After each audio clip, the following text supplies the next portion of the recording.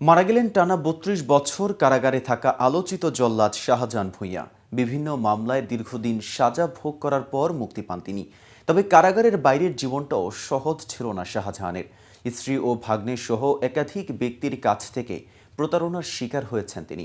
এছাড়া এত বছর সাজা ভোগের কারণে আর্থিকভাবেও বেশ অসচ্ছল ছিলেন শাহজাহান।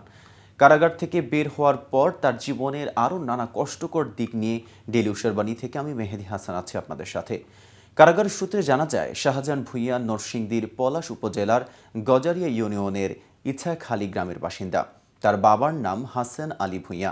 নানান অপরাধে গ্রেপ্তারের পর শাহজাহানকে ১৯৯১ সালের ১৭ ডিসেম্বর মানিকগঞ্জ জেলা কারাগারে নেওয়া হয়।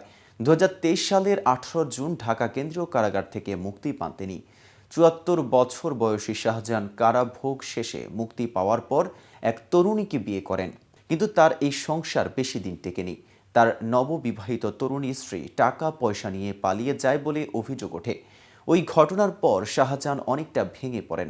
কারাগারের বাইরের জীবন তার কাছে আরও অনেক কঠিন মনে হয়েছে বলেও জানান তিনি। তিনি বলেন, জেল থেকে বেরিয়ে দেখেছি এ সমাজে চলতে গিয়ে প্রতারণার মধ্যে পড়তে হচ্ছে আমাকে। আমি কল্পনাও করতে পারিনি বাইরের লোকের সম্পর্কে আমার এমন ধারণা ছিল না। তারা যে এতটুকু নির্দয় হতে পারে আমার জানা তা ছিল না। আমি জানতাম না এত প্রতারক বাংলাদেশে রয়েছে। আমি ২৩ বছর বয়সে জেলে গিয়েছি। কারাভোগ শেষে এসে এক অন্যরকম দেশ দেখছি। একসময় দুঃখ প্রকাশ করে তিনি বলেন, কারাগারের বাইরের জীবন এত জটিল কেন? জীবন এত কঠিন হবে জানলে কারাগারেই থেকে যেতাম। গত বছরের ২১ ডিসেম্বর বিয়ে করে সর্বশান্ত হয়েছেন শাহজাহান। বিয়ের কাবিন ৫ লাখ টাকা হলেও তার কাছ থেকে ১০ লাখ টাকার স্ট্যাম্পে লিখিত দিয়ে তার স্ত্রী সাথী আক্তার ফাতেমা ৫৩ দিনের মাথায় পালিয়ে যায়।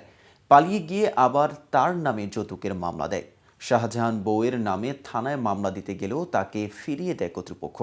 জেল থেকে বের হওয়ার পরের অভিজ্ঞতা জানিয়ে তিনি আরও বলেন, কারাগার থেকে বের হলে তার ভাগ্নে নজরুল তাকে অটোরিকশা কিনে দেওয়ার কথা বলে টাকা মেরে দেয়। এরপর অনেক কষ্টে একটা চায়ের দোকান দেন তিনি। তবে ৪ মাস পর তার কর্মচারীর দোকান থেকে ৩০,০০০ টাকা ও মোবাইল চুরি করে পালিয়ে যায়। প্রসঙ্গত, সোমবার ভোরে রাজধানীর সোহরাওয়ার্দী মেডিকেল কলেজ হাসপাতালে চিকিৎসাধীন অবস্থায় জল্লাদ শাহজাহানের মৃত্যু হয়। ভোর ৫টার দিকে জল্লাদ শাহজাহানকে হেমায়েতপুর থেকে সোহরাওয়ার্দী হাসপাতালে নিয়ে আসেন তার বাড়ির মালিক। বুকে ব্যথা অনুভব করায় হাসপাতালে নিয়ে আসা হয় শাহজাহানকে। হাসপাতালে নিয়ে আসা হলে কর্তব্যরত চিকিৎসক তাকে মৃত ঘোষণা করেন। তো ভিউয়ার্স, আজকের এই ভিডিও সম্পর্কে আপনার কোনো মতামত থাকলে কমেন্টস করে জানতে পারেন।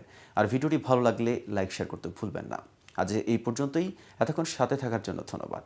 প্রতিনিয়ত আপডেট সংবাদ পেতে ডেইলি উশারবাণীর সাথেই থাকুন।